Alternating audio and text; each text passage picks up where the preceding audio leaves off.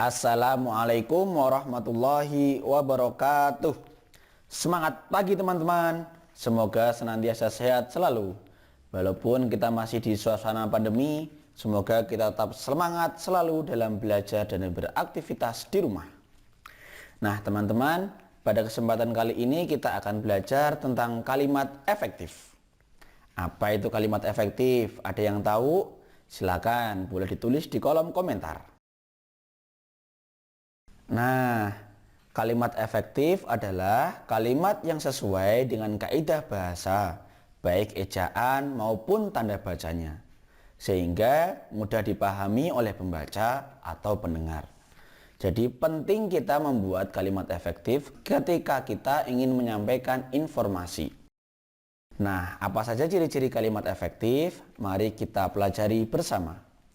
Ciri kalimat efektif yang pertama adalah memiliki unsur penting atau pokok kalimat. Nah, sebelumnya mari kita pelajari dulu apa saja sih unsur pokok kalimat itu. Yang pertama adalah subjek. Apa itu subjek? Subjek adalah pelaku dari suatu kegiatan. Yang kedua ada predikat. Predikat adalah kata kerja. Jadi aktivitas dari seorang pelaku atau tokoh. Kemudian ada yang namanya objek. Objek adalah sasaran atau hal yang menjadi sasaran atau yang dikenai pekerjaan atau aktivitas. Yang keempat adalah keterangan. Nah, keterangan ini macam-macam teman-teman, ada keterangan tempat, ada keterangan keadaan, ada keterangan alat, ada keterangan waktu. Agar lebih mudah dipahami, mari kita simak kalimat berikut ini. Jendra makan bakso di sekolah. Jendra di sini kita sebut sebagai subjek karena dia adalah pelaku. Makan kita sebut dengan predikat karena dia kata kerja. Dan bakso kita sebut dengan objek karena dia merupakan sasaran. Kemudian di sekolah kita sebut sebagai keterangan tempat. Nah, kalimat efektif itu minimal terdiri dari subjek dan predikat. Berarti minimal misalkan Jendra makan. Nah, kita sudah paham bahwa aktivitas Jendra saat itu adalah sedang makan. Contoh lagi sederhana, Ihsan sedang tidur. Ihsan sebagai subjek, sedang tidur sebagai predikat. Nah, terdiri dari dua unsur pokok ini, subjek dan predikat, bisa disebut sebagai kalimat efektif. Kemudian ciri yang kedua adalah menggunakan struktur bahasa yang tepat. Jadi kalimatnya tidak terbolak-balik.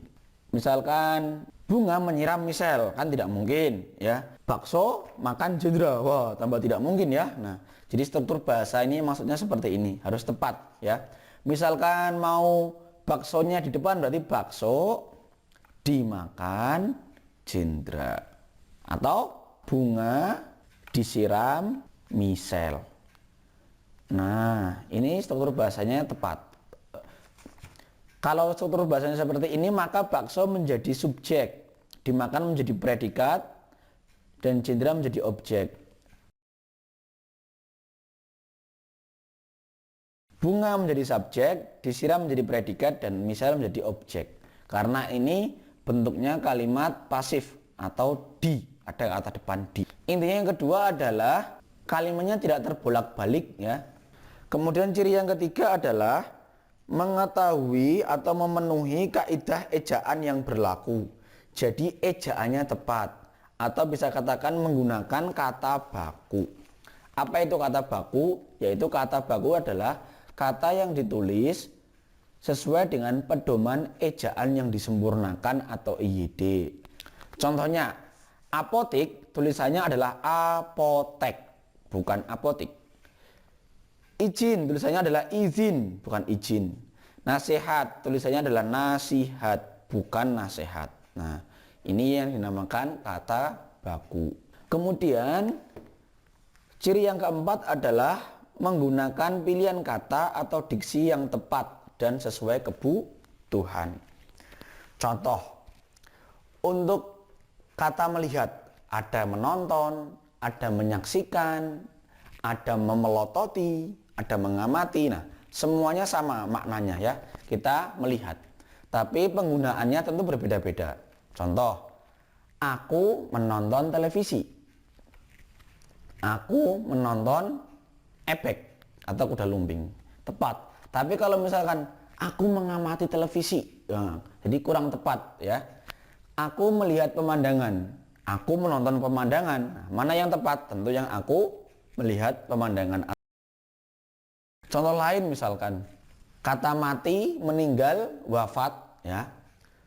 Ini tentu berbeda-beda. Kata mati digunakan untuk selain manusia, hewan misalkan. Kucing itu mati terlindas truk. Nah, itu menggunakan mati. Kalau orang biasanya kita menggunakan kata meninggal. Tetanggaku kemarin meninggal dunia. Kalau orang yang kita hormati menggunakan kata wafat ya.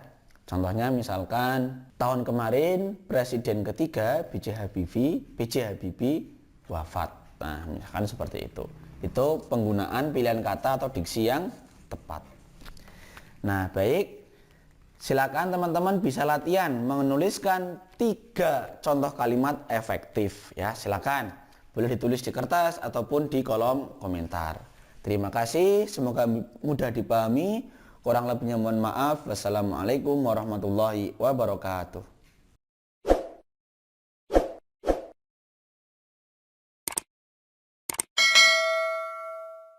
Terima kasih dan tetap semangat.